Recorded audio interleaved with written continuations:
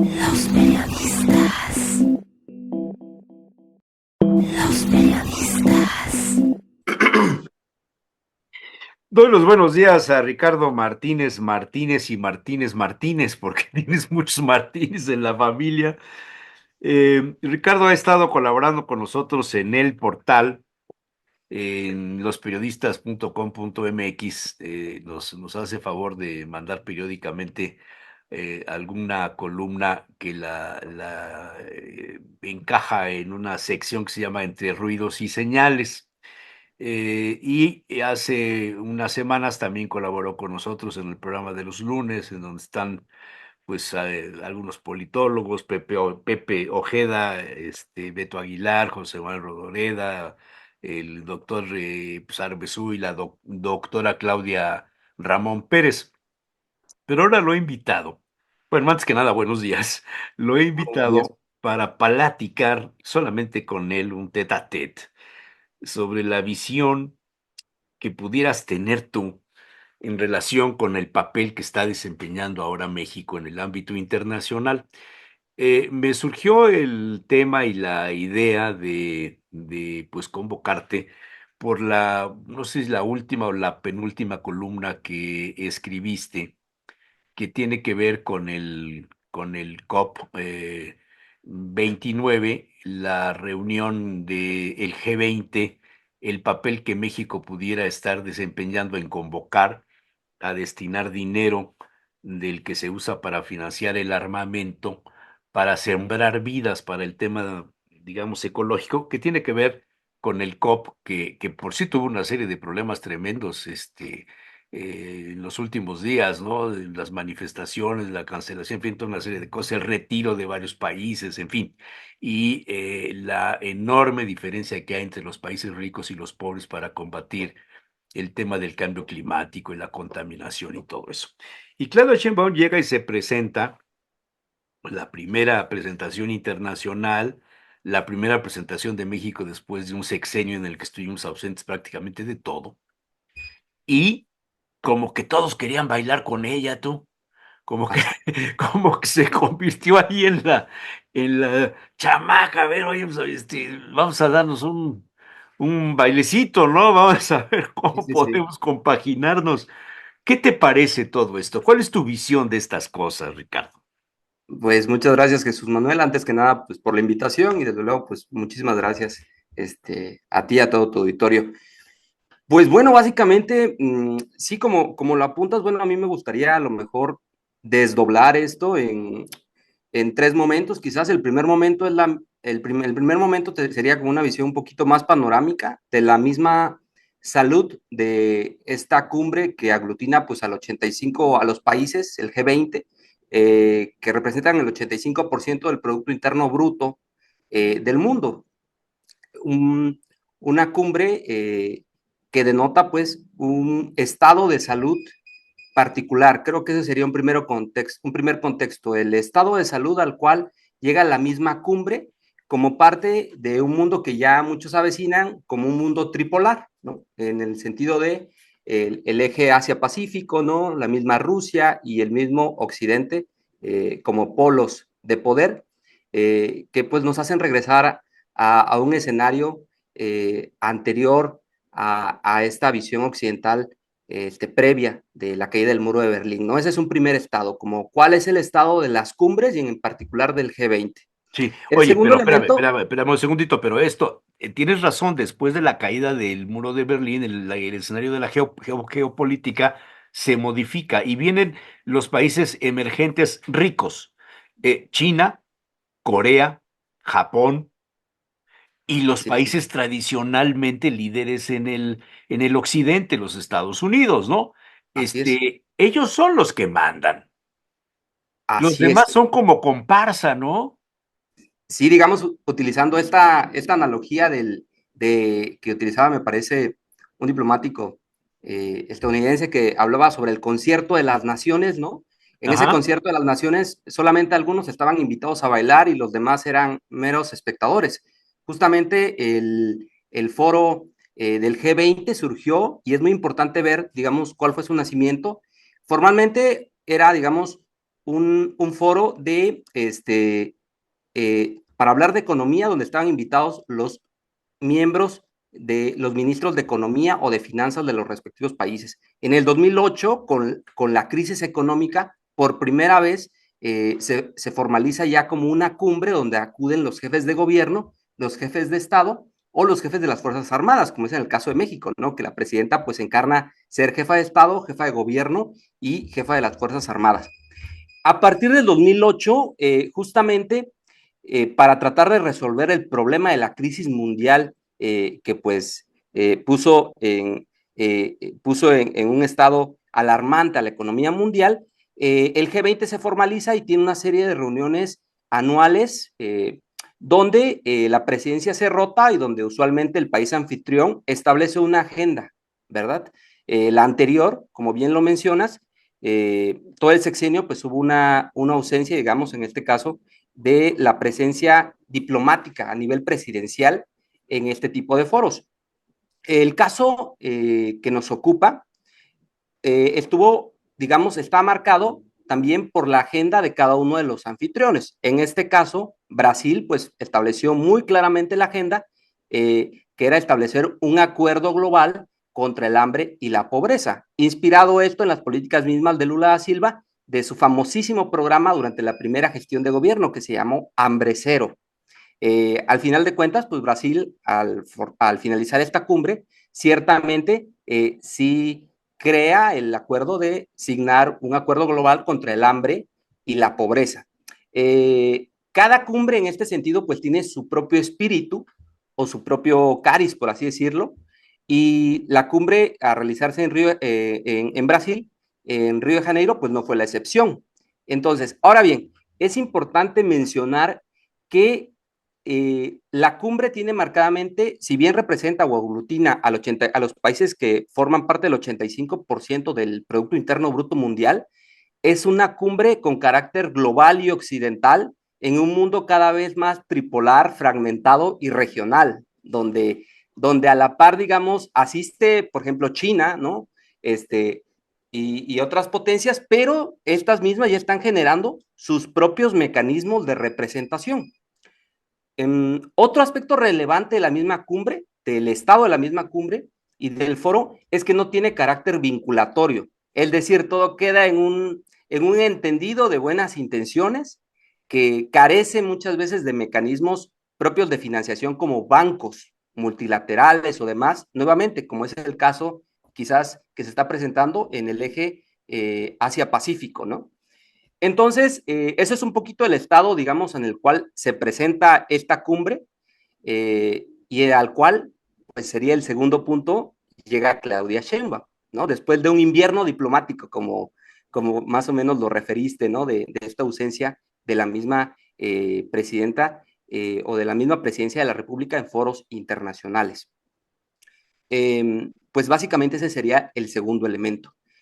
Ahora bien, ¿cómo llega a México? Creo que sin lugar a dudas, la vara estaba muy, muy corta o muy baja, ¿no? En la anterior cumbre que se realizó en Nueva Delhi, acudió la secretaria de Economía en ese entonces, Raquel Buenrostro, y bajo la premisa justamente del expresidente Andrés Manuel López Obrador, que la mejor política exterior, pues era la política interior. Entonces, de ahí que había decidido, pues no asistir a este tipo de espacios. Como bien mencionas, considero, mi opinión al respecto sería que justamente la presidenta Claudia Sheinbaum llegó en un momento político pertinente, dado algunos aspectos pertinentes. Me explico. En el concierto de estas mismas naciones que representan el G20, México, a nivel geográfico, es la 11ª nación la 11ª nación a nivel de magnitud de territorio geográfico, la 12ª potencia económica, es el principal país que habla español, ¿no? La tercera lengua más hablada en el mundo, y vamos, una potencia propiamente cultural, ya de sí. Entonces, era importante la presencia de México en este tipo de foros, pues para afianzar un posicionamiento referente a alguna serie de puntos. al respecto, la presidenta, y esto es importante mencionarlo, hizo una propuesta, pero esta propuesta no está desfasada de la misma propuesta paraguas, por así decirlo, que establecía la misma cumbre, que fue el acuerdo final que se alcanzó con la firma del Acuerdo Global contra el Hambre y la Pobreza. Por eso justamente la propuesta que más sonó de Claudia Sheinbaum fue la que hizo mención a destinar el 1% del gasto militar a un programa de reforestación, donde se puso como arquetipo referente, pues el programa Sembrando Vida, ¿no? Como parte de una agenda climática o de mitigación climática en la cual México ha tratado ahora de tomar partido. Esto narrativamente es relevante. Narrativamente digo, porque digamos que si uno ya comienza a hacer los análisis internos, que sería el tercer punto, pues hay ciertos bemoles o puntos que podríamos matizar.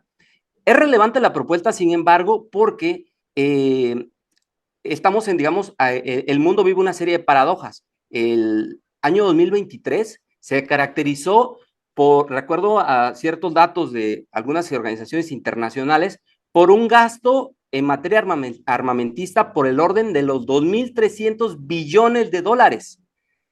En contraposición, en el país existe, perdón, en el mundo existen cerca de 733 millones de personas que padecen pobreza extrema, lo cual, dicho ya no es que no tienen para comer al día. Por consiguiente, una serie de medidas que ataquen o por lo menos mitiguen o ya de sí que posicionen este tema en la agenda global y en la agenda de políticas públicas, pues resulta altamente pertinente. Entonces, en ese punto podrían tacharse hasta de conservadoras la misma postura de la presidenta, puesto que el problema es mayúsculo. Sin embargo, pues es una postura bastante acorde y positiva. Un segundo elemento también tiene que ver, y creo que fue positivo, en la presencia de Claudia Sheinbaum, simbolizando pues a la única jefa de gobierno, nuevamente, jefa de gobierno o jefa de Estado, con presencia en esta cumbre. De ahí el inusitado interés a lo mejor que levantó entre ciertos actores, como bien mencionas, ¿no? Resultó bastante fructífera, pues las reuniones bilaterales que tuvo con actores como pues Macron, con el cual ya hay una agenda que se va a desarrollar, con Gustavo Petro, con el mismo Xi Jinping, ¿no? De China, Ese con es Bodrick. importantísimo, el acercamiento con China sobre todo en este escenario de triunfo del señor Trump, México se convierte en el interés máximo tanto para Estados Unidos como para China, y los aranceles que nos amenaza poner Trump dependen del comercio que nosotros tengamos con China, pero también el acercamiento que tuvo con el grupo que le llaman MICTA, ¿no? Así es, México, de los Indonesia, asiáticos. Corea del Sur, Turquía y no sé cuál es el otro, Australia. Me parece Australia, que sí. ¿no? Uh-huh. Ajá. Esto también le da un giro y como que México se presenta en un vector de influencia de la geopolítica mundial que quizá no habíamos contemplado. Sí, digamos que también abre la puerta quizás a retomar, digamos, en un mundo de polarizaciones y en un mundo donde cada vez el que grita más fuerte parece llevar la batuta, en cierta manera México retoma con la presencia de la presidenta Claudia Sheinbaum, digamos, un papel característico del país. ¿En qué sentido? Recordemos pues la doctrina Estrada, por ejemplo, de no intervención, recordemos los asuntos o los acuerdos de Tlatelolco, que hablan del desarme nuclear, ¿no? Tan pertinente. Es decir, México siempre había propuesto una agenda conciliatoria entre este concierto de las naciones y eso, en parte nuevamente, parece recuperarse por lo menos en el plano o en materia de relaciones exteriores y en materia discursiva. Sí, sí, sí, sí. Digamos que como primera salida, como debut internacional, podíamos ponerle una medallita a la señora Sheinbaum.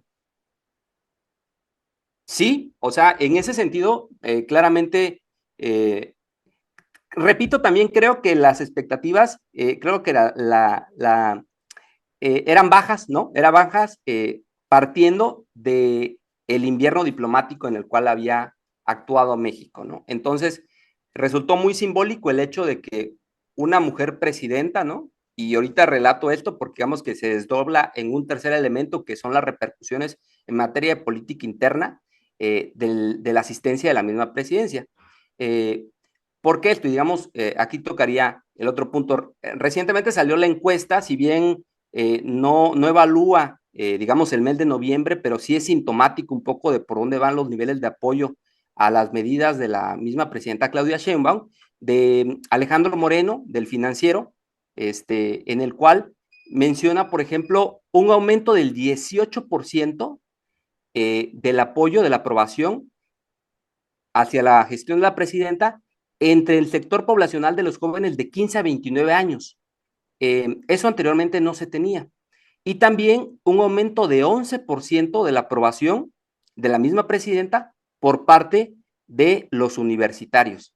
Entonces, digamos que en cierta manera sí es un mensaje que está siendo receptivo a ciertas poblaciones objetivas, poblaciones objetivo dentro de la misma República Mexicana, derivado justamente de esto. En algún momento refería lo paradigmático que resulta el hecho de que Claudia Sheinbaum pues haya llegado a la presidencia, ¿no? En Estados Unidos, como sabemos, ahorita se está dando un movimiento feminista bastante polarizado que hace una crítica directa al presidente Donald Trump.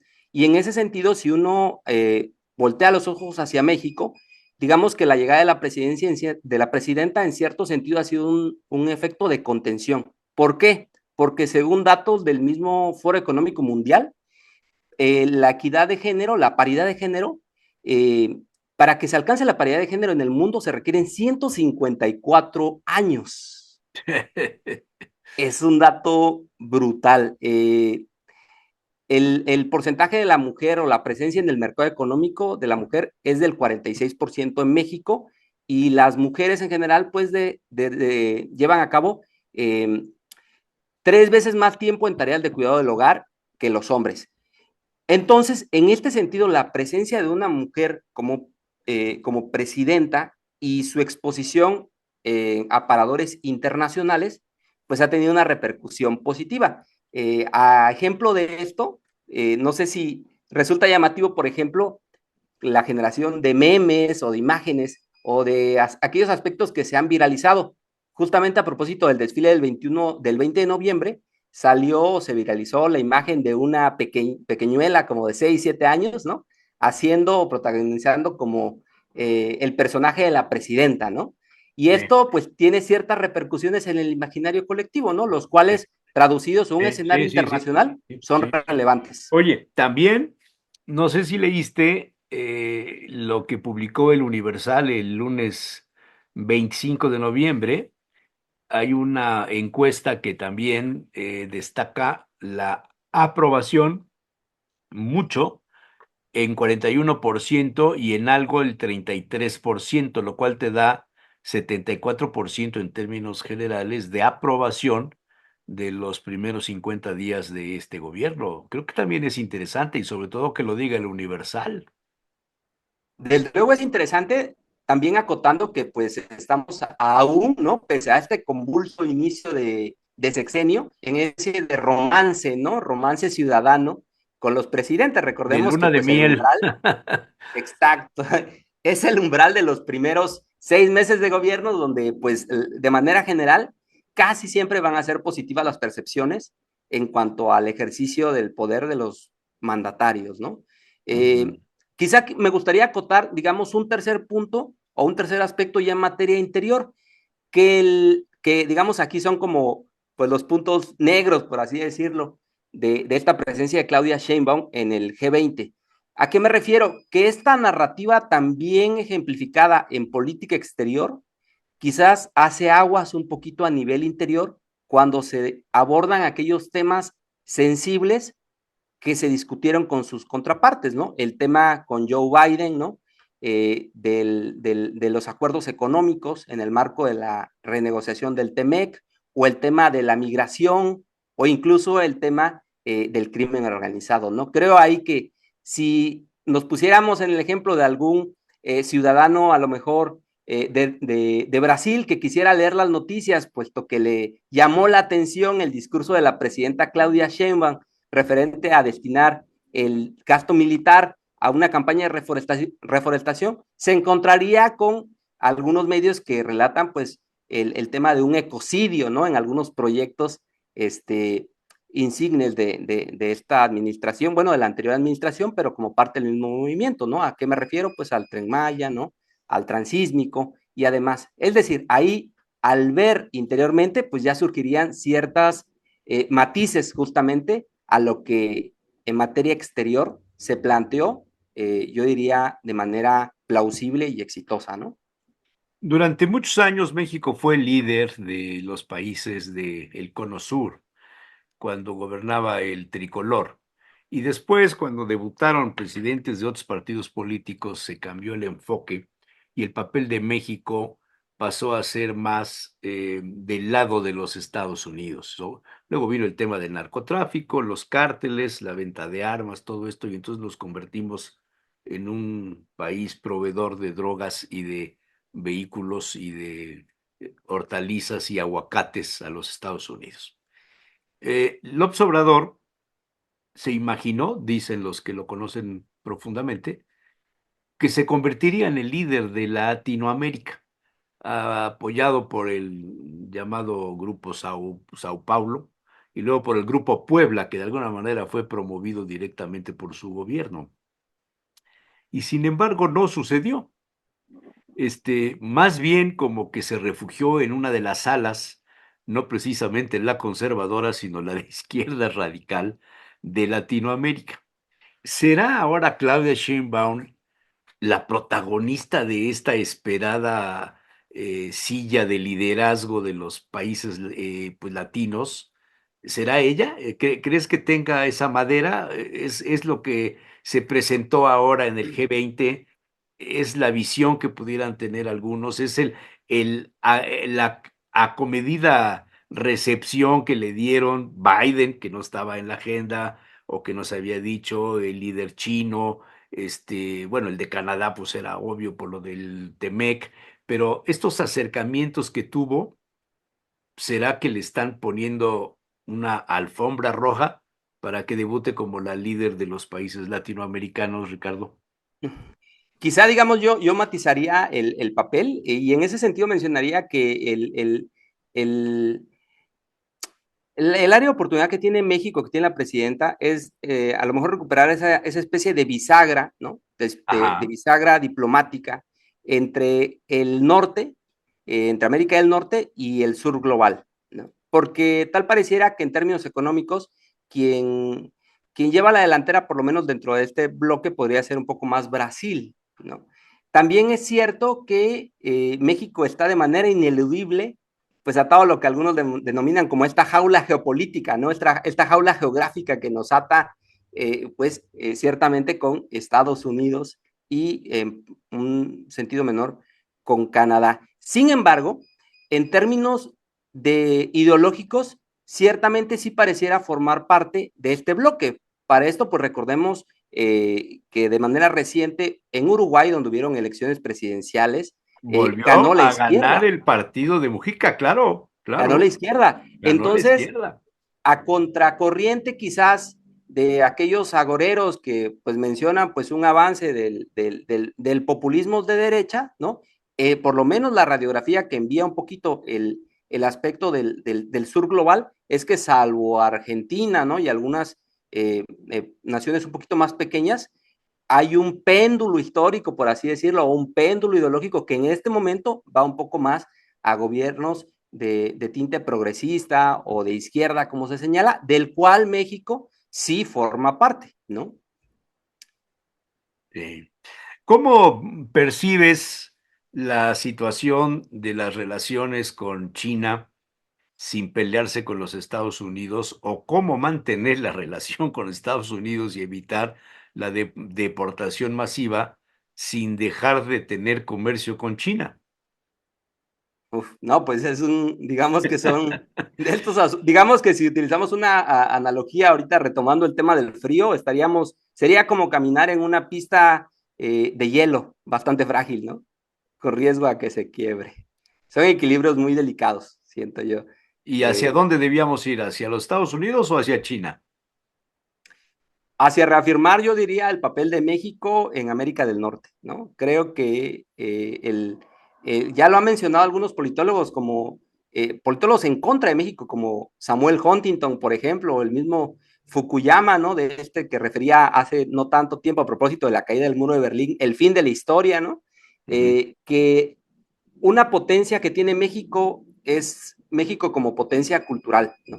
Creo que ese es un aspecto fundamental que de manera natural por nuestra propia geografía nos estamos integrando más hacia el bloque de Norteamérica, pero claro, sin perder de vista justamente que el ascenso económico de este siglo, pues va a ir quizás un poco más hacia el eje de Asia-Pacífico, ¿no? Lo cual, pues ya prácticamente parece ser algo que no ineludible, no inevitable, pero hay muchas luces o marcas al respecto. Históricamente, México, bueno, la Nueva España, Uh -huh. tuvo un crecimiento muy fuerte al entrar en el comercio de la cuenca de, pues, el Pacífico. La nao de China es una muestra de ello. Puebla es una muestra de ello, Así es, el sí, sí, sí. comercio, el intercambio que hubo. Y muchos reflexionan sobre este tema. Los Estados Unidos están haciendo una elección para renacer, para recobrar el prestigio MAGA, ¿no? El Make América, o sea, América, again. esta parte que le dio el sustento a Donald Trump, pero nos deja a los mexicanos o a la economía mexicana atada a los intereses de los Estados Unidos. Cuando China se convierte en la fábrica del mundo y encuentra en la cuenca del Pacífico y las inversiones que ha hecho China, el puerto que acaban de inaugurar ahora en Perú, que es el puerto creo que más grande de América o algo así, es una cosa impresionante, nos vuelve a meter a nosotros en el juego. ¿No será el tiempo en el que tengamos que servir de puente entre los chinos y los Estados Unidos más que ser la servidumbre del país del norte? Sería un escenario ideal, ¿no? Ser este Bueno, puente no sería un solamente escenario ideal, claro. económico, sino cultural, ¿no? Justamente que precise el encuentro el encuentro de diferentes mundos, ¿no? A lo mejor hay ciertas condiciones en el sentido que México diplomáticamente siempre ha apostado a eso, ¿no? A tener, digamos, una postura conciliatoria, ¿no?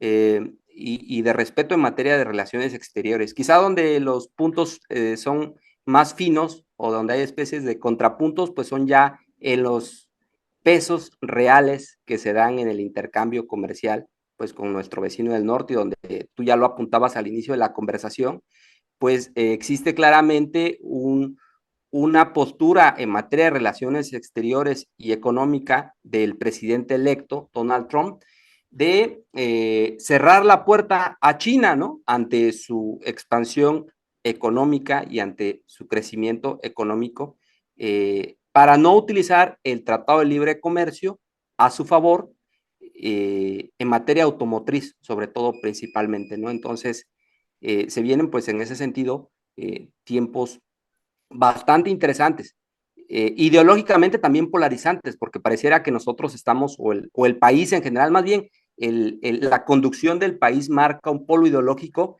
y de la otra parte se está marcando un polo ideológico totalmente liberal, antiestatal, ¿no? Y pues ponderando, veía por ejemplo a un tuit de Elon Musk, ¿no? Quien ahora le encargó el presidente hacerse cargo de la reorganización del aparato burocrático en Estados Unidos, cómo ponía de ejemplo a un economista, Milton Friedman.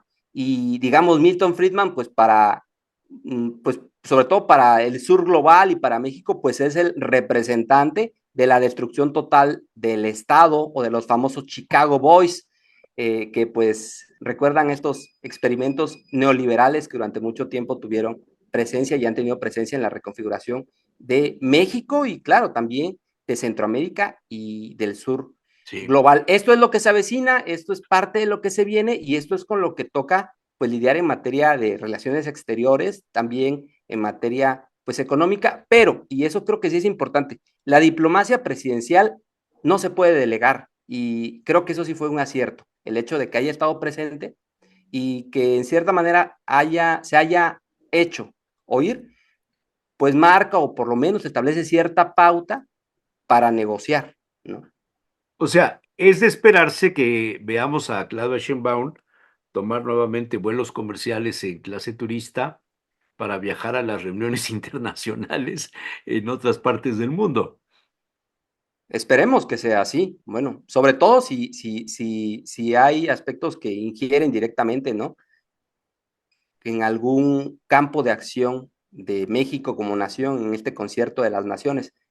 Toca que baile un poco más, retomando esa analogía, ¿no? O sea, ¿cómo verías que el 20 de enero llegara, bueno, el 19, llegara Claudia Sheinbaum a Washington y estuviera presente en la toma de protesta de Donald Trump?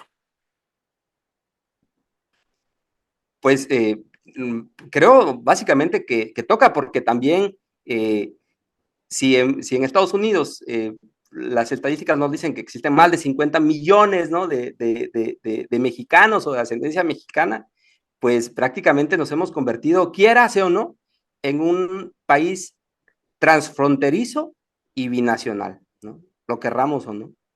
Bueno, dicen que muchos de los votos que tuvo ahora Trump salieron de los migrantes latinoamericanos y muchos de ellos mexicanos, ¿no? Sí, sí, es que digamos justamente pues ahí es donde entraríamos en algunos otros elementos, como el ambiente de polarización, digamos que ha sido, ha hecho mella, ¿no? En el sentido de establecer como una segmentación de decir, bueno, hay personas, hay mexicanos de primera, ¿no? Y hay mexicanos de segunda, ¿no? Y en ese sentido, yo ya que estoy en Estados Unidos, quizá conviene resguardar y proteger mis derechos, pero ser ajeno a los que están del otro lado, ¿no? Digo, creo que son algunos efectos de la misma polarización en la cual nos encontramos y que astutamente y acertadamente el mismo Donald Trump pues ha sabido persuadir, vender y posicionar. Bueno, pero después del día 20 de enero, la papa caliente se llama migración, se llama deportación masiva. ¿Cómo Sí, debe portarse México frente a estas decisiones, Ricardo Martínez? sí, justamente digamos que ahí ya es cuando este papel que tuvo en materia del G20, al tocar Ajá. estos puntos se vuelven muchísimo más sensibles, ¿no? Porque entran eh, pues, pues estos puntos delicados en cuanto al tema de las fronteras. Muchas veces mencionamos la frontera norte, pero la primera frontera que pasa un migrante es la frontera sur, y donde hay también marcados abusos de derechos humanos, ¿no? Donde hay la extensión del mismo crimen organizado. Alguna de las apuestas, o por lo menos la que de manera externa o declarada ha mencionado la actual y la anterior administración, ha sido una apuesta por tejer un poco, por invertir un poco más en la construcción del tejido social y de generar condiciones económicas. Sin embargo, son apuestas de largo plazo, no son de resultados tan inmediatos y ojo, requieren de un sistema institucional fuerte y ahorita en México estamos enfrentando justamente una transformación de nuestras mismas instituciones. El día de hoy, por ejemplo, a manera de ejemplo, ante la reciente elección de los jueces y magistrados, me parece que renunció la secretaria ejecutiva la encargada de la Secretaría Ejecutiva del INE, que logísticamente vería la realización de estos mismos comicios, ¿no? Entonces, pues digamos que cuando las cosas ya se ven como a manera de zoom más de cerca, se encuentran una serie de desafíos que Eh, encarnan quizás la participación de diferentes actores, porque pues tampoco se pueden resolver de manera unilateral. Bilateral. ¿Cuáles serían, a tu juicio, cambiando un poco el tema, los puntos más difíciles que tendrá que enfrentar Claudia Sheinbaum en los siguientes meses? Llevamos 50 y pico de días, el número de muertos no ha descendido en relación con lo que vivimos con López Obrador. Nadie puede decir que sea culpa de Claudia Sheinbaum el tema de que sigan los asesinatos, la lucha de los cárteles, el pleito entre los Chapitos y los Mayos, los Zambada, la relación pecaminosa o concupiscente del gobernador Rocha Moya con Zambada, el abrazo y no balazos de López Obrador con la mamá del Chapo, como que uno se imagina que hubo arreglos, que hubo acuerdos en lo oscurito, y en este momento se presenta un operativo Enjambre que coloca al señor Omar García Harfuch como el superpolicía de México, y luego la Marina interviene y detecta 140 y tantas toneladas también de droga, como que se endurece la posición de México. ¿Y esto cómo se trasladará en los siguientes meses? El acercamiento de la presidenta con las calificadoras internacionales que antes no solo no eran recibidas por el presidente, sino eran criticadas y vilipendiadas en las mañaneras. Sí hay cambios, ¿no? Pues, pues la agenda que planteas es una agenda bastante interesante y compleja. Digamos que creo que si se pone un poco la mirada panorámica a los primeros inicios de sexenio de anteriores presidentes, nos podría brindar un poco de luz al respecto. Mm, eh, cada presidente intenta establecer alguna especie de acciones legitimadoras, ¿no? Que en la narrativa puedan denominarse como de gran o de alto impacto. Lo hizo Salinas de Gortari, lo hizo, bueno, Ernesto de Zedillo, pues le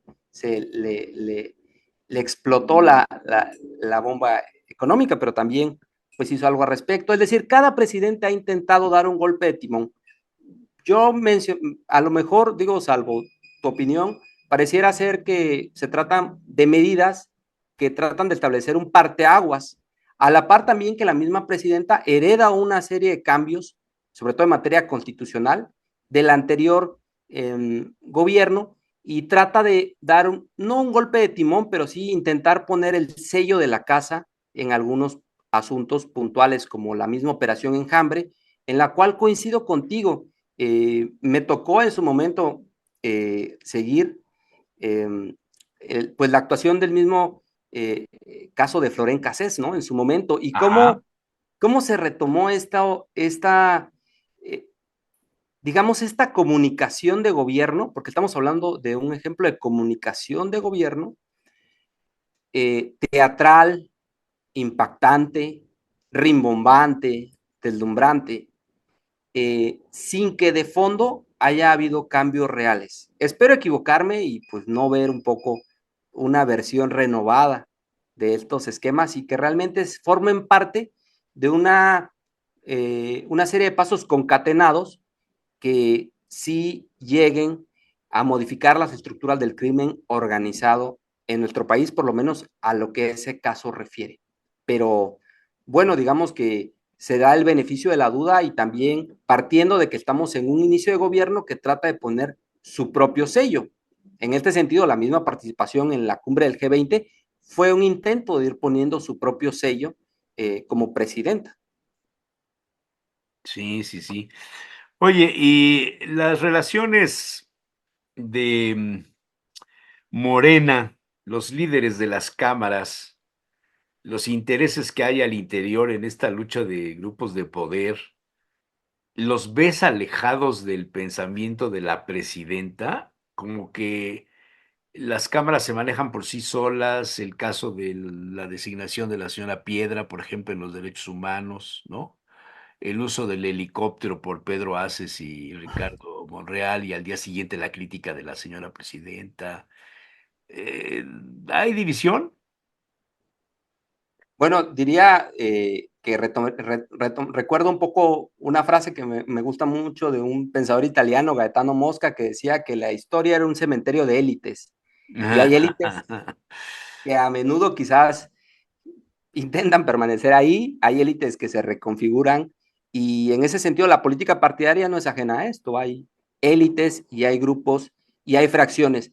Sin embargo, creo que lo que mencionaría es que justamente en su discurso el presidente electo de Uruguay, un país muy pequeño, pero que tuvo una dictadura militar durante digo, también esto es importante, México no, aunque tuvimos una etapa convulsa en materia armada, sobre todo después de 1950 tuvimos presidentes civiles, no fue el caso de América del Sur, donde hubieron claros gobiernos militares, ¿no? En este caso, retomo el tema de Uruguay, mencionaba el presidente electo una palabra clave, mencionaba muchas veces la importancia de resolver los problemas juntos, apelando a la negociación.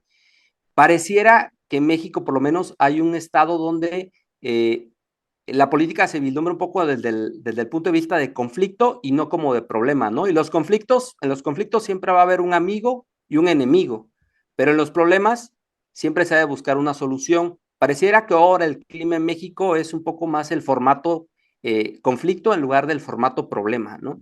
Y creo que eso sería un gran desafío en materia de los que toman las decisiones en los diferentes poderes.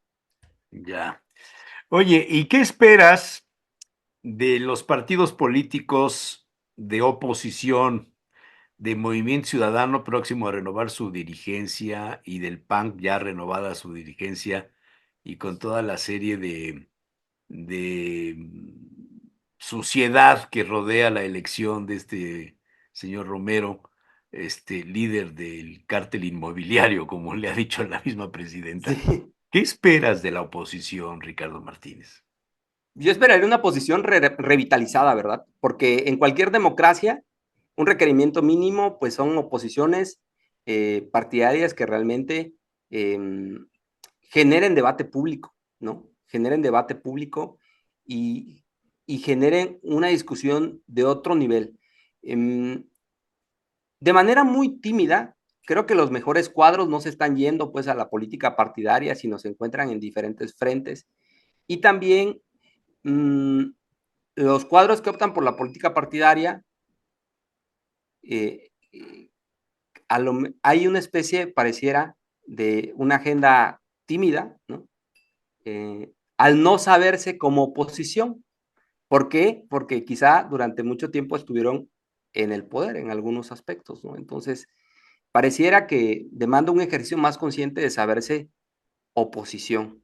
Y esa serie de desafíos yo vería, porque no basta el recambio generacional, ¿no?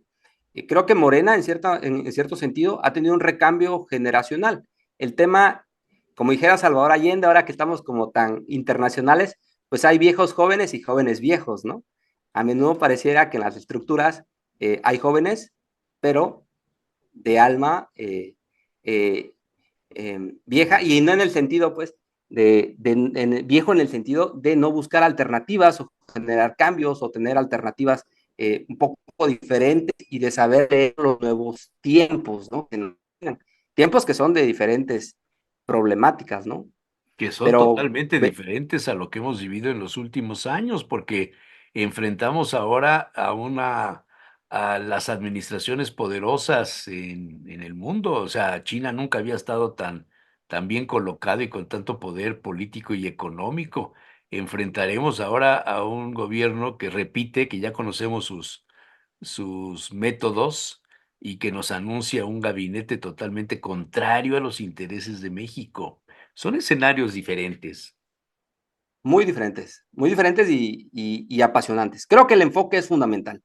Verlo como problemas, pues los problemas demandan soluciones, los conflictos pues caen en categorías de amigos, enemigos, concitar quizás un poco más este llamado a tratar de resolver los problemas, apelando, te digo, me gustó el discurso del presidente electo de Uruguay, pues apelando a la negociación y a los acuerdos. Claro, para negociar y acordar, pues hay que saber qué es lo que está en la mesa, ¿no? Y también cuáles son tus puntos de negociación. Correcto, correcto. Bien, muy interesante. Pues Ricardo Martínez Martínez y Martínez Martínez, Martínez al cuadrado. Martínez al cuadrado, está Te bien. agradezco mucho, buenos puntos de vista, nos hacen pensar y nos dejan buen sabor de boca para invitarte de nuevo. Al contrario, Jesús Manuel, un honor estar contigo y Y con hay, todo. y hay que escribir más. Vamos a escribir más porque hay Hay muchos que temas en el escribir tintero. más. Bueno, no tiene mucho que publicaste el 22, creo, ¿no? El 21, el 22. Así es, Sí, sí, ¿verdad? y ya la nueva columna que justamente va en relación a este movimiento feminista, ¿no?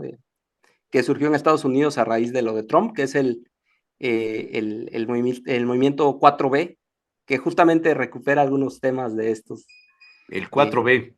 Así es, son temas interesantes ahí y que pues no podemos perder de vista porque pues ya Pero esa, estamos, esa, esa ya la mandaste, ¿no? Esa columna, ya me parece que ya te la compartí y justamente ¿o no? refiere eso, Jesús Manuel, pero Tengo, pues sí, tengo, tengo entendido que ya leí algo de eso tuyo ujú, sí, sí, sí, sí esos en la son, 4B. Me la mandó Pepe, creo, ¿no? me parece que sí, sí. Sí, sí, de Kim Ji Jong, Jung, Sofía Hernández, ¿no? y Esa. claro, hay que estarse cada vez familiarizando más a mí me ha llamado mucho la atención cómo ha habido una especie de conquista suave, por así decirlo, Ajá. hegemonía cultural ya más de los autores asiáticos. Cada vez es más común ver autores y autoras asiáticos ganando premios Nobel, ¿no? Como la última que fue coreana igual, la de la vegetariana, su novela, y que ya tratan en cierta manera de poner esos temas y esa ideología más asiática en el inconsciente mexicano u occidental, por generalizar un poco más, ¿no? Claro, claro, claro. Muy bien, pues muy interesante. Te agradezco mucho, Ricardo. Al contrario, Jesús Manuel, Hasta un la gusto. próxima. Muy buenos días. Buen día. Gracias.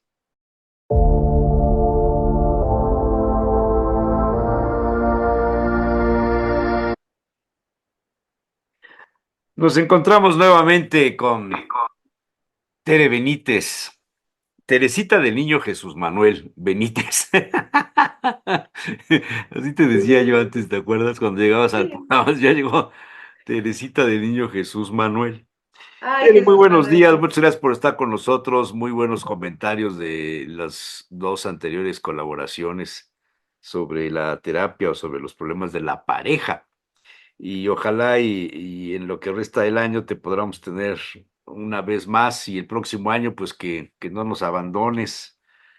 ¿Eh?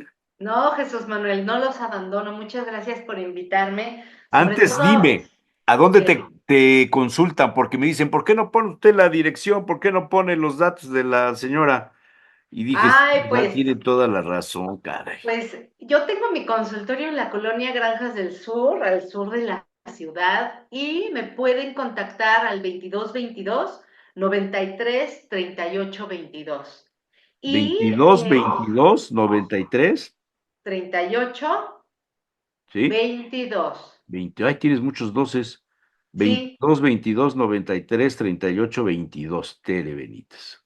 sí, Jesús Manuel. Y bueno, soy psicóloga, soy psicoterapeuta gestalt Sí, y tengo claro. la especialidad en parejas. Mi pareja. Y me encanta que me invites a platicar de temas de pareja porque parece, o sea, la pareja parece cosa normal, cosa fácil, todos tienen pareja, todos tendemos a estar en una relación de pareja, todos buscamos estar en una relación de pareja, ¿no? En determinado momento de nuestra vida, ya después no tanto, ¿no? Pero no sabemos, ¿no? Lo profundo que es este vínculo, lo necesario que es atenderlo. Entonces, bueno, pues muchas gracias por invitarme a hablar sobre estos temas. Sí. Oye, a ver, me sugeriste un tema en relación con el dinero, con la parte de, no sé si las finanzas o simplemente el aspecto de dinero en la relación de las parejas. Hay gente que el marido es muy agarrado o la señora es muy gastalona. Cuando les falta dinero tienen problemas y repercuten en el divorcio.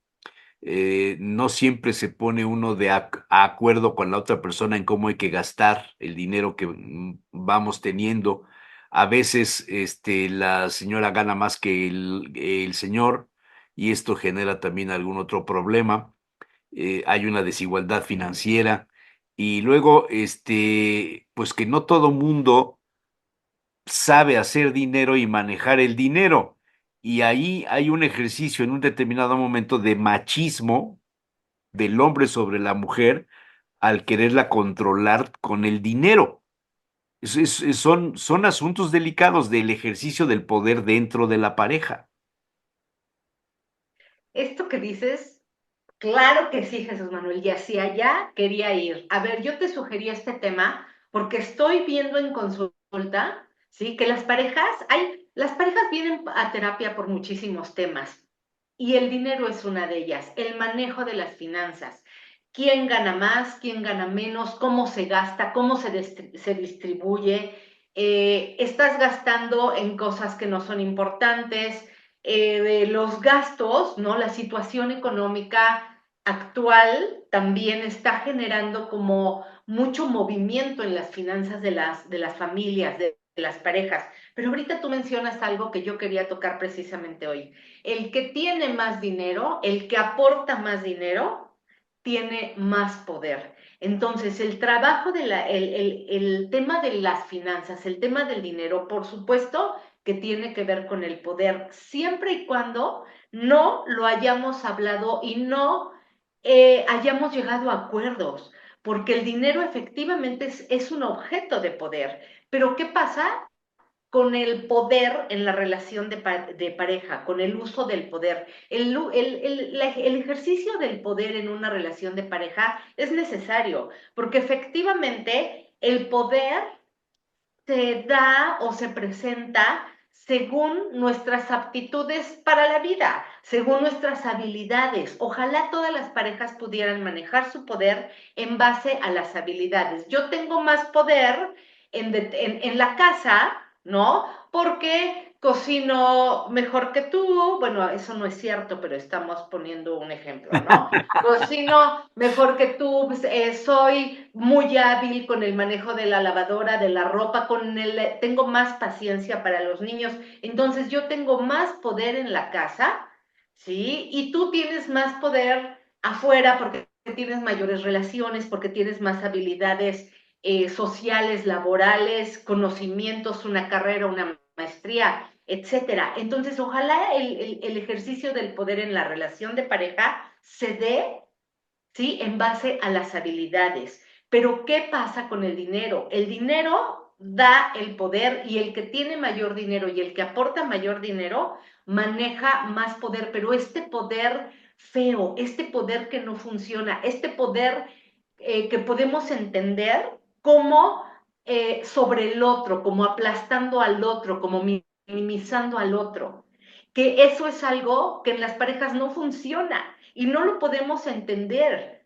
¿no? Nosotros venimos de una historia de competitividad, de revancha, de a ver quién puede más, del primer lugar en el colegio, de quién gana en las guerras, quiénes las sociedades que fueron esclavas y las sociedades que fueron amas. O sea, venimos en una cultura del manejo del poder, pero el poder mal entendido, el poder entendido como sometimiento al otro. Y eso también está sucediendo en las parejas.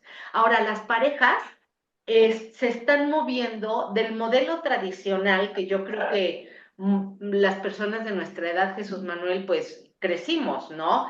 En donde el papá trabajaba, tenía la habilidad laboral, tenía la carrera y la mamá tenía la habilidad de ser el ama de casa, atendiendo a los niños, la ropa, la comida, la limpieza, etcétera, ¿no? Ni uno se metía con las labores de la otra, ni la otra con las labores del uno, ¿no? El hombre llegaba y no se había preocupado por la comida o por los niños o por cuánto fue de súper, o sea, él llegaba y daba un gasto y se olvidaba. Y la mujer se encargaba de distribuir este dinero. Pero con el transcurso del tiempo, ¿sí? Este modelo va cambiando. ¿Por qué? Por las necesidades económicas, ¿no? Ahora o trabajamos los dos o esto no funciona, ¿no? Ahora las mujeres tenemos ganas de incurrir en otros ámbitos, tenemos ganas de estudiar, de ser maestras, de tener doctorados, de trabajar en política, en medicina, en investigación, en ciencia, etcétera. Entonces, este modelo tradicional, de pareja tradicional, en donde ambos trabajan pero en diferentes roles, ¿no? En diferentes lugares, se va moviendo, se va transformando y entonces los dos miembros de la pareja tienen que salir a ganar dinero. Y ahí se empieza a mover todo, porque entonces un miembro de la pareja dice, a ver, yo me gano mi dinero, ¿sí? Pero además tengo la educación, tengo el chip, tengo el introyecto, la creencia de que las mujeres, ¿por qué tenemos que poner el dinero en nuestra casa?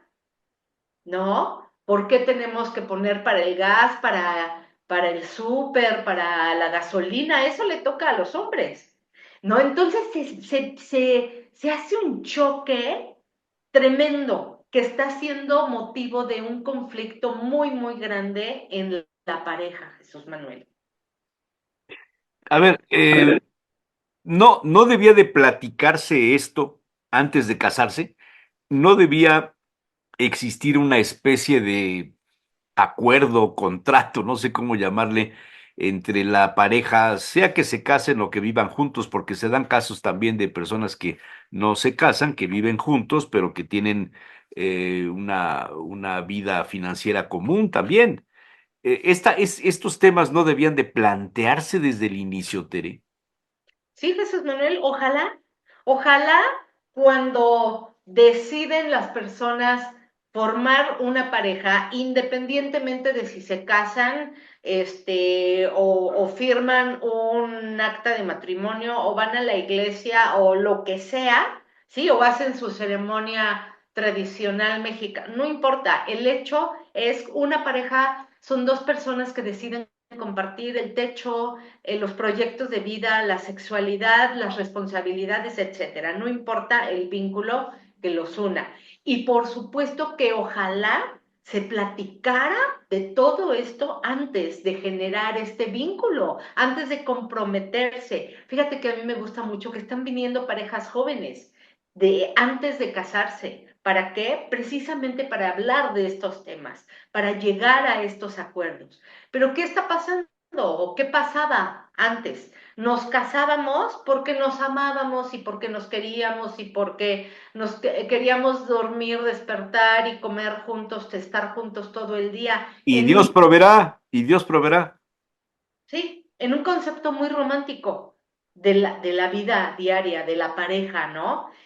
Pensando que toda nuestra vida va a ser extraordinaria, de eventos extraordinarios. Y no es cierto, la relación de pareja tiene mucho que ver con los eventos ordinarios de la vida. Con esto, Dios proveerá. A ver, Dios no proveerá. Tenemos que trabajar, tenemos que generar nuestros bienes, nuestra seguridad, nuestra tranquilidad. Y las parejas ahora lo están haciendo entre los dos, ¿no? Pero el problema que estamos viendo ahorita es ¿por qué si tú ganas más, yo tengo que poner lo mismo que tú? ¿O por qué tú estás decidiendo comprarte un coche o irte a un viaje o estudiar una maestría y no estás tomando en cuenta que hay necesidades en la casa, ¿no? Y el otro miembro de la pareja entonces dice, oye, pero pues si tú también trabajas, ¿no? Entonces, y ahí están viniendo muchos desencuentros, muchísimos. Yo he escuchado en la consulta, en la consulta en la ópera, que las señoras se quejan de que el marido se lo gasta todo con sus amigos los borrachos, y en el fútbol y en tonterías. Y he escuchado de los señores que la esposa se lo gasta todo en el salón de belleza y en ropa. Este, ¿Hasta dónde esta situación no es también derivada de que realmente se casaron sin tener entendido qué es lo que querían hacer como pareja? Porque cuando tú te reduces como persona a buscar el beneficio del dinero o lo que te pueda dejar, pues te olvidas de muchísimas otras cosas. Y hasta dónde el escenario que estamos viviendo hoy día En Puebla yo creo que ya se nota mucho las grandes diferencias sociales y económicas que hay, la macroeconomía que lleva a los pobres a ser más pobres. Una señora que tiene que ir a dejar a sus hijitos a el colegio y no tiene coche, tiene que tomar un transporte público y esto cuesta dinero, ¿no? Porque hay que pagar el transporte de ella y el transporte de los niños y luego hay que irlos a recoger y el señor pues está trabajando en la fábrica, en el laboratorio, en donde sea, y no les alcanza ese dinero para comprar un auto. Entonces a la señora se le ocurre que entre ida y vuelta puede hacer otras cosas y la señora se mete a trabajar y a producir su propio dinero, pero en el mejor de los casos se forma un salario familiar.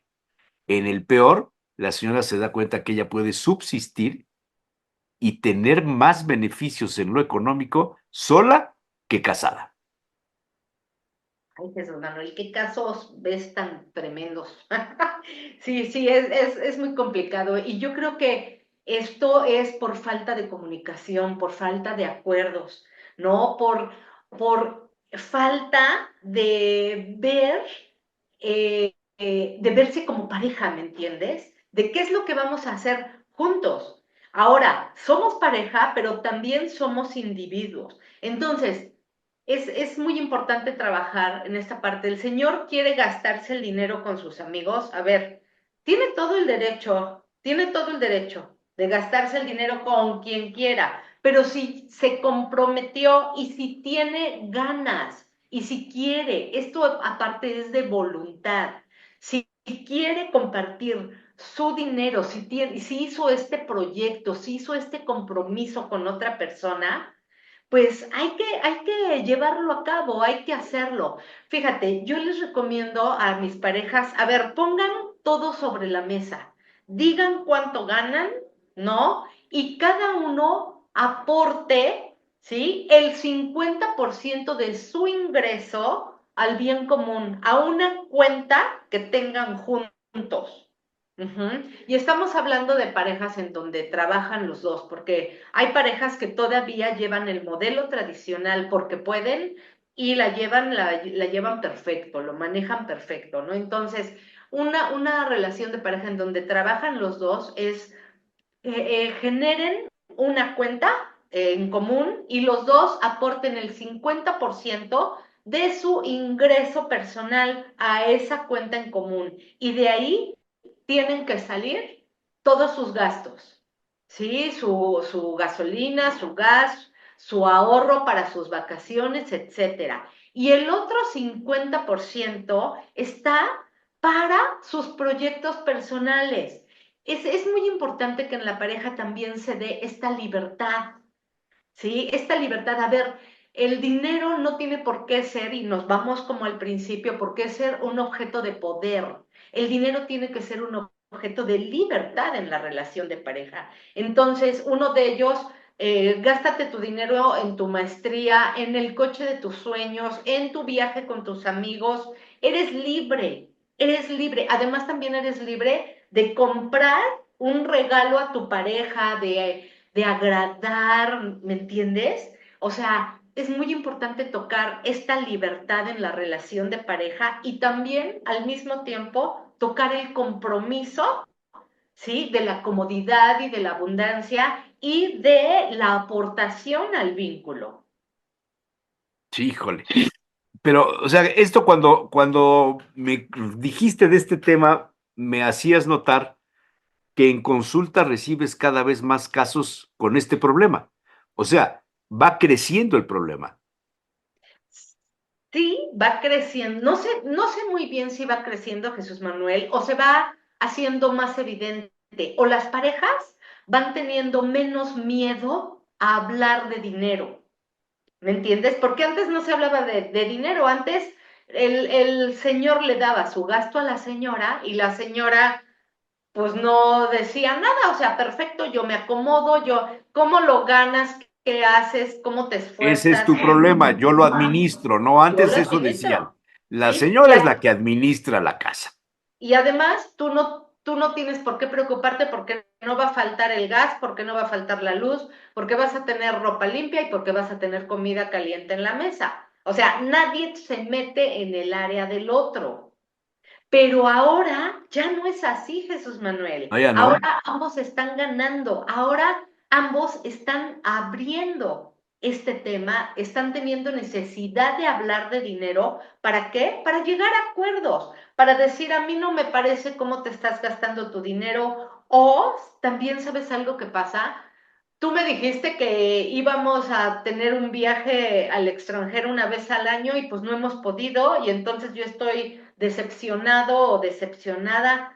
¿Sí me entiendes? Se están rompiendo como muchas expectativas, como muchos tabús de que del dinero no se habla. Ahora las parejas le están entrando al tema económico y a mí me da mucho gusto porque ¿sabes qué pasa? Hay mayor claridad y entonces el manejo del poder se hace equitativo, ¿sí? Se va haciendo el manejo del poder por competencias, por habilidades, no por sometimiento. Y la pareja, ¿qué pasa cuando se habla de esto, cuando llegan a acuerdos, cuando hay claridad, ¿no? Cuando hay libertad en el manejo del dinero, la pareja crece, el vínculo se fortalece. No sé cómo escuches tú esto.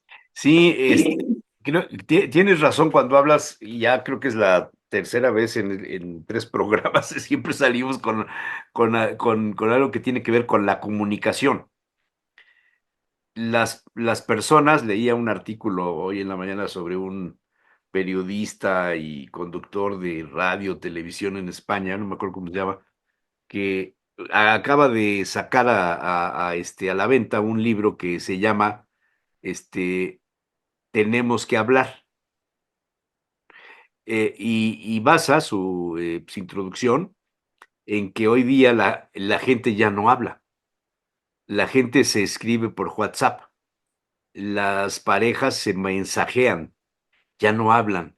Y cuando antes en las parejas, en la familia, tenías algún problema, tenías que hablar, y entonces se abría un espacio de seriedad donde le decía el uno a la otra, o la otra al uno, o qué sé yo, el padre a los hijos, o los hijos al padre.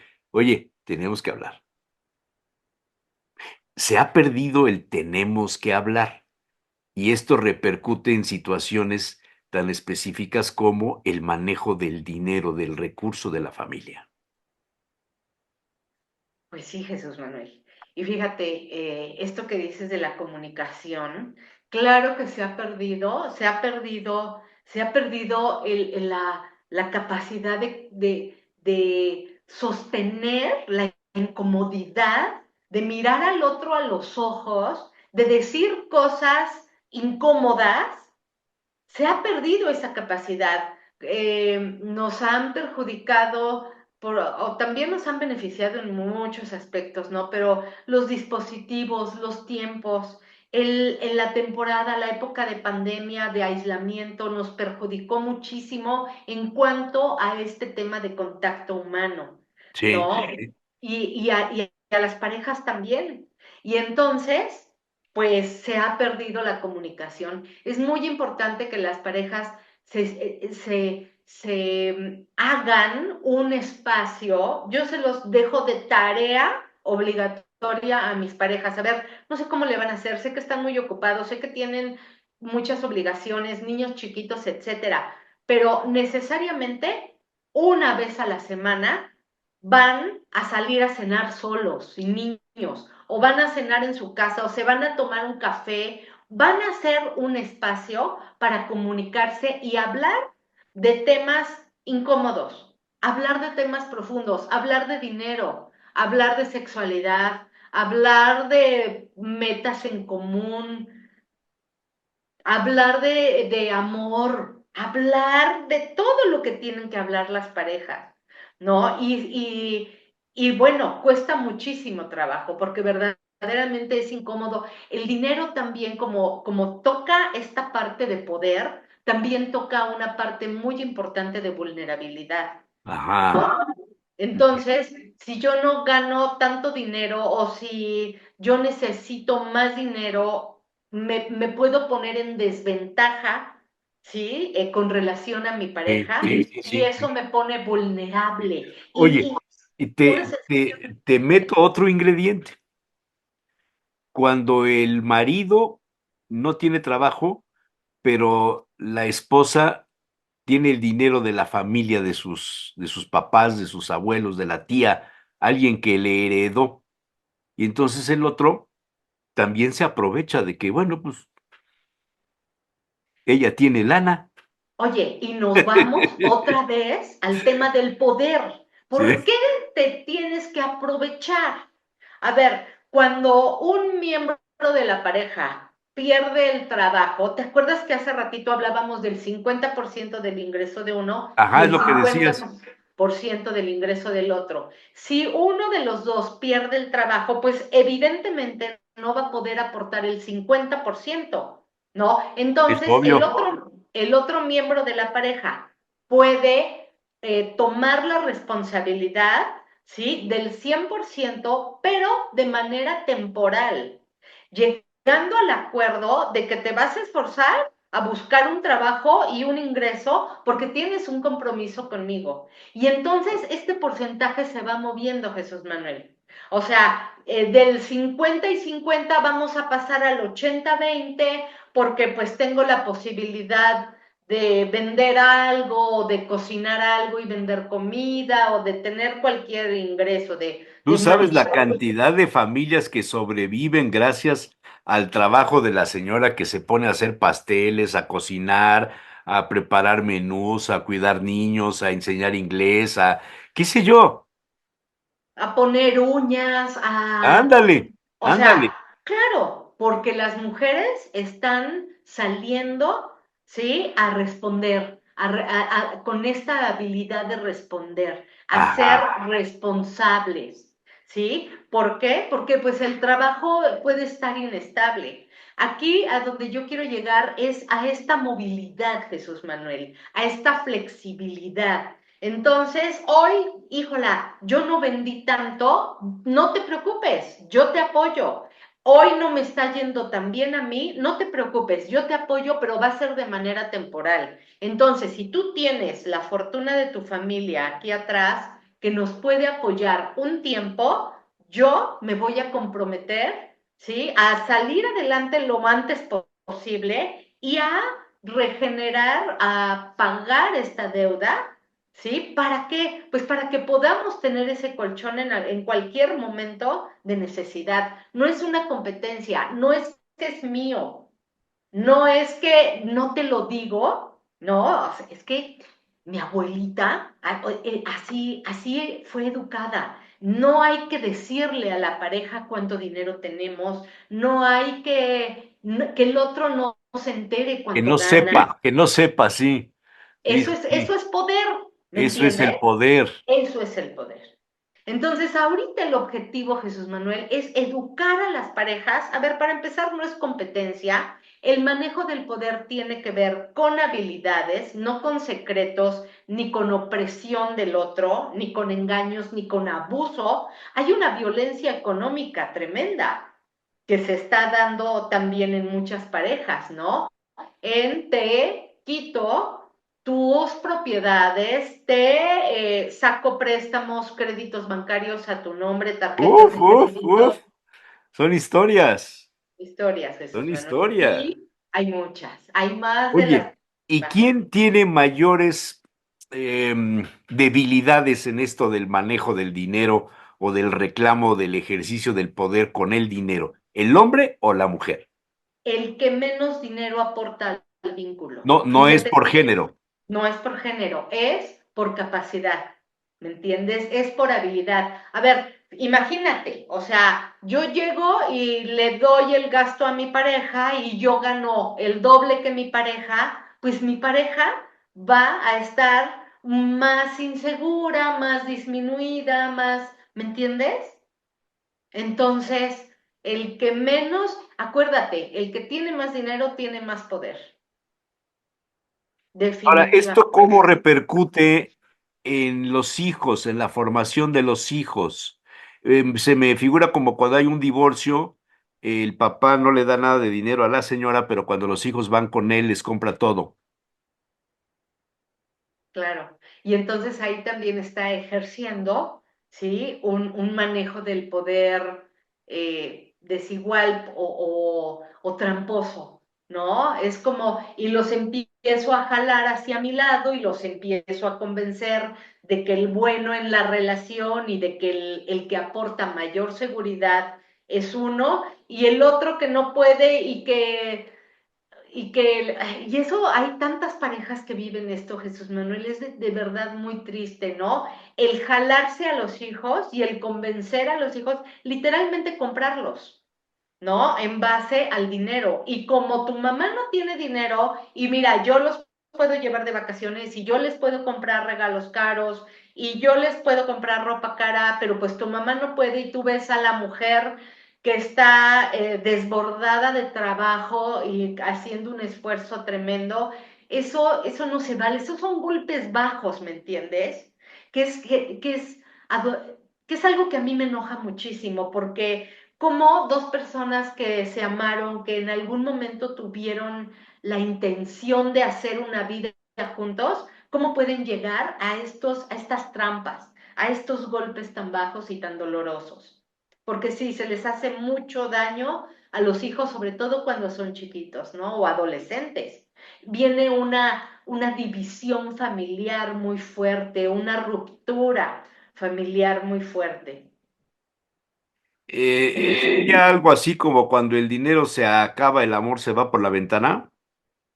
Pues mira, el dinero no lo es todo en la vida, pero caray, ¿cómo ayuda a Jesús Manuel? Sí, el dinero es necesario, el dinero es necesario en la vida, no como un fin, ¿me entiendes? No voy a trabajar para tener 100,000 pesos en mi cuenta del banco, sino el dinero es un medio para tener bienestar, para tener seguridad, ¿sí? El dinero es un medio para poder pagar un seguro de gastos médicos y yo poder estar tranquila. Es un medio para tener un coche que no me va a dejar botadas, que no se me va a descomponer en la esquina, ¿me entiendes? Y eso me va a generar seguridad. El dinero es muy importante en nuestra vida actual y yo creo que en toda la historia de la humanidad. De eso tú nos podrás platicar más cosas. ¿Que por la edad o por qué? Por la sabiduría, No Jesús Manuel, entendí, no por la entendí. sabiduría. No entendí por dónde. Oye, y luego hay otro agregado. Los hijos crecen, los hijos trabajan, los hijos generan dinero, pero no le dan a sus papás. Antes, en el siglo XIX, era común que cuando un hijo ya empezaba a trabajar, tenía que colaborar con una parte de su ingreso para la familia, para la casa. Y entonces los hijos o las hijas llegaban con la mamá y le decían, mamá, aquí tenga usted, porque se hablaba de usted, tenga usted estos 4 pesos. No, ¿cómo crees? No, mamá, yo ya estoy trabajando, la voy a ayudar. Y se formaba ese hábito de que los hijos también colaboraban con el ingreso familiar, Tere. Esto también ya se perdió. Fíjate, Jesús Manuel, que eso tiene, no creas que se ha perdido, eso tiene que ver con educación, con valores, ¿no? Es muy importante que los hijos empiecen a hacerse responsables desde que son chiquitos. Y no estamos hablando de un ingreso económico, ¿no? Sino, a ver, terminamos de comer y hasta los más chiquititos tienen la capacidad de ayudar a la comunidad, de ayudar a la célula familiar, ¿me entiendes? Entonces, a ver, terminamos de comer, los más chiquitos recogen los platos, los otros los cubiertos, ¿sí? O recogen su ropa, recogen sus juguetes. Esa es una formación en la responsabilidad y en los valores. Ahora, en la parte económica, sí, pues la vida está cada vez más difícil y si hay un hijo que tiene su propia familia, sus propias responsabilidades, ¿no? Sus propios problemas económicos, pues es muy complicado, ¿sí? Que comparta a sus papás de este dinero, ¿no? Porque ahora las familias pues requieren todo el ingreso. Es muy difícil o son muy pocas las familias que se comprometen con los papás y eso está claramente entendido, ¿no? Los modelos de familia crecen y qué maravilla que se pueda, ¿no? Qué maravilla que a los hijos se les enseñe, no por una deuda, no por una lealtad, sino por un valor, desde la libertad también, Jesús Manuel. Entonces, a ver, yo tengo este dinero y desde mi libertad quiero invitar a mis papás una cena o quiero apoyándoles, pagando su cuenta de